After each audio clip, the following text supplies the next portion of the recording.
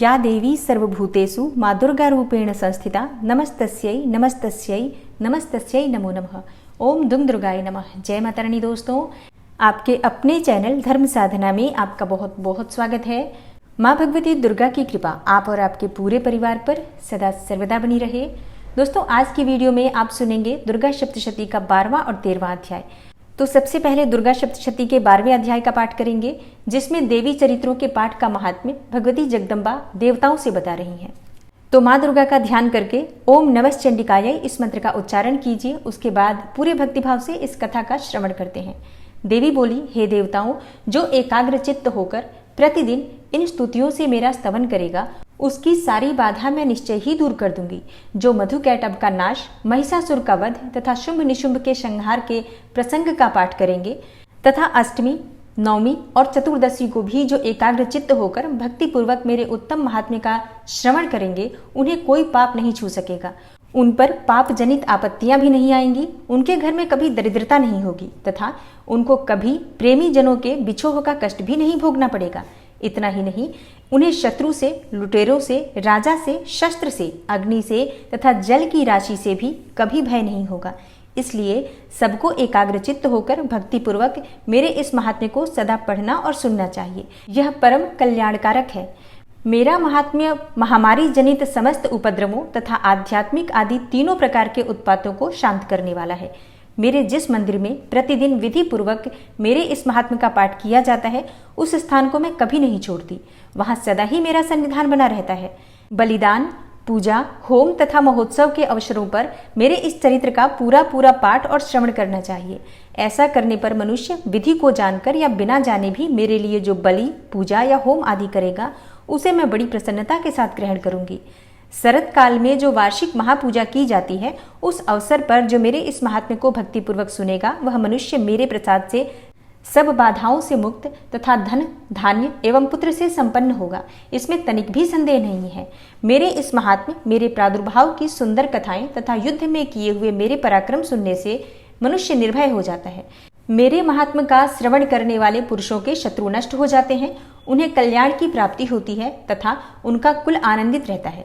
सर्वत्र शांति कर्म में बुरे स्वप्न दिखाई देने पर तथा ग्रह जनित भयंकर पीड़ा उपस्थित होने पर मेरा महात्म्य श्रवण करना चाहिए। इससे सब विघ्न तथा भयंकर ग्रह पीड़ाएं समाप्त हो जाती हैं।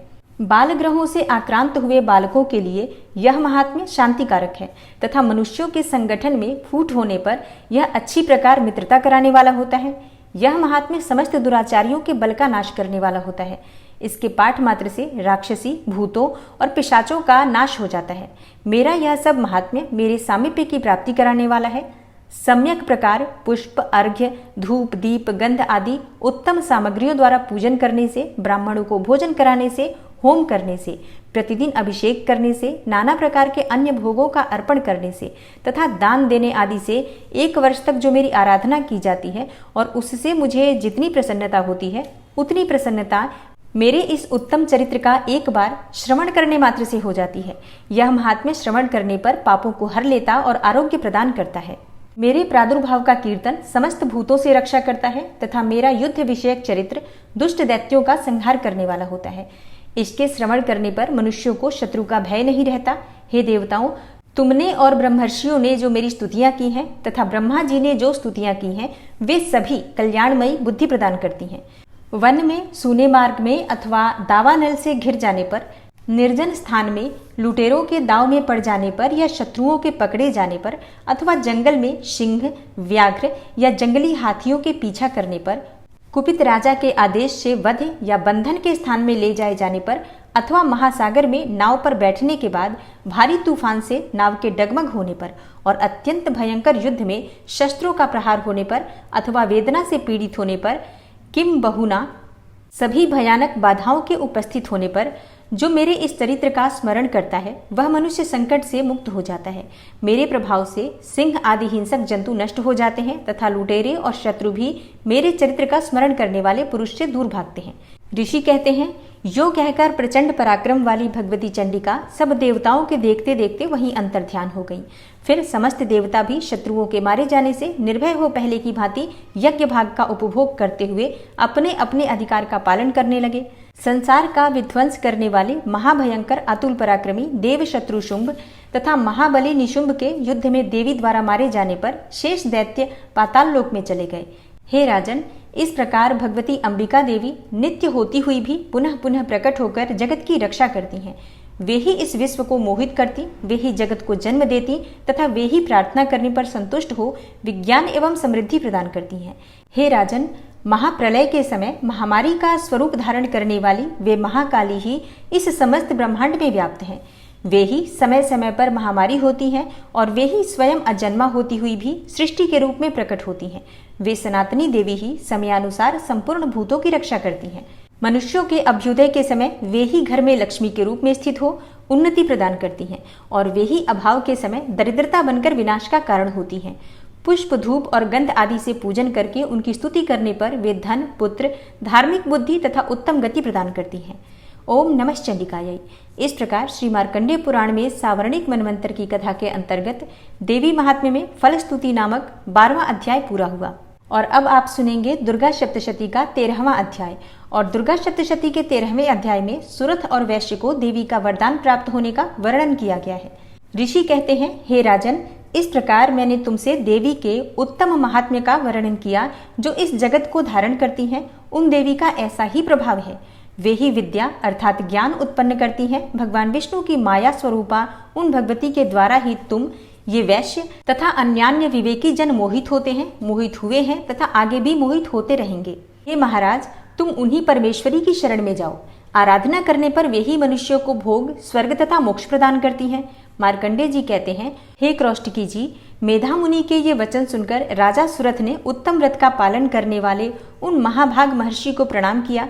वे अत्यंत ममता और राज्यापहरण से बहुत खिन्न हो चुके थे। हे महामुने, इसलिए विरक्त होकर वे राजा तथा वैश्य तत्काल तपस्या को चले गए और वे जगदम्बा के दर्शन के लिए नदी के तट पर रहकर तपस्या करने लगे। वे वैश्य उत्तम देवी सूक्त का जप करते हुए तपस्या में प्रवृत्त हुए। वे दोनों नदी के तट पर देवी की मिट्टी की मूर्ति बनाकर पुष्प, धूप और हवन आदि के द्वारा उनकी आराधना करने लगे। उन्होंने पहले तो आहार को धीरे धीरे कम किया, फिर बिल्कुल निराहार रहकर देवी में ही मन लगाए एकाग्रता पूर्वक उनका चिंतन आरंभ किया। वे दोनों अपने शरीर के रक्त से प्रोक्षित बलि देते हुए लगातार 3 वर्ष तक संयम पूर्वक आराधना करते रहे। इस पर प्रसन्न होकर जगत को धारण करने वाली चंडिका देवी ने प्रत्यक्ष दर्शन देकर कहा। देवी बोली, हे राजन तथा अपने कुल को आनंदित करने वाले वैश्य, तुम लोग जिस वस्तु की अभिलाषा रखते हो वह मुझसे मांगो, मैं संतुष्ट हूँ, अतः तुम्हें वह सब कुछ दूंगी। मार्कंडेय जी कहते हैं, तब राजा ने दूसरे जन्म में नष्ट न होने वाला राज्य मांगा तथा इस जन्म में भी शत्रुओं की सेना को बलपूर्वक नष्ट करके पुनः अपना राज्य प्राप्त कर लेने का वरदान मांगा। वैश्य का चित्त संसार की ओर से खिन्न एवं विरक्त हो चुका था और वे बड़े बुद्धिमान थे।